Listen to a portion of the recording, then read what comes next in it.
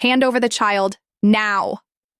My blood froze as masked men stormed into the ICU, guns pointed at me and the medical staff.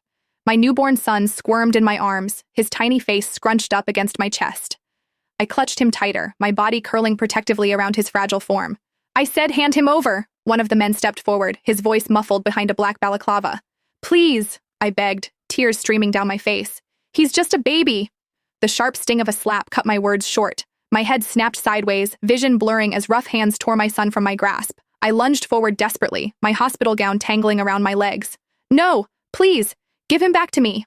The nurses cowered against the wall. Where was security? Where was Callus? My husband should have been here hours ago when my water broke, but the CEO of Lumicore was unavailable. Now, after hours of labor, after finally holding my beautiful boy in my arms, these monsters had appeared from nowhere. What happened next will haunt me until my dying breath.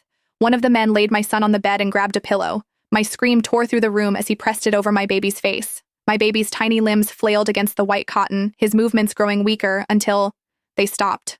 No! God, no! I thrashed against the hands holding me back, my throat raw from screaming. The men laughed. They actually laughed, as my world collapsed around me. Someone stepped toward me, the butt of a gun raised. Pain exploded across my temple as he slammed it against my head. I didn't lose consciousness, though I wished I had. Instead, I lay still, eyes closed, as tears leaked from my eyes. Suddenly, a phone chimed. A video call. Greetings, boss. I've done as you ordered. That voice, that familiar, impossible voice. Callus?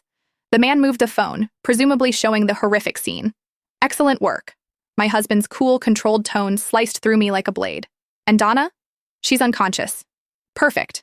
Callus sounded pleased about the murder of his own child. Now all I have to do is gaslight her enough and she'll never be able to live without me. My heart shattered into a million pieces. The betrayal felt so overwhelming that I could barely process it. The father of my child and my husband of 5 years had ordered his own son's murder. Then another voice came through the phone. It was feminine, but very familiar. What are you doing, darling? I instantly realized the voice. It was Hannah Jacobs, his secretary. Why is she calling my husband darling? Just tying up loose ends, honey. Callus's voice softened in a way I'd rarely heard. I've kept my promise. I told you that our son will be the only heir to Lumicore. I've killed that wretched bitch's child. For you.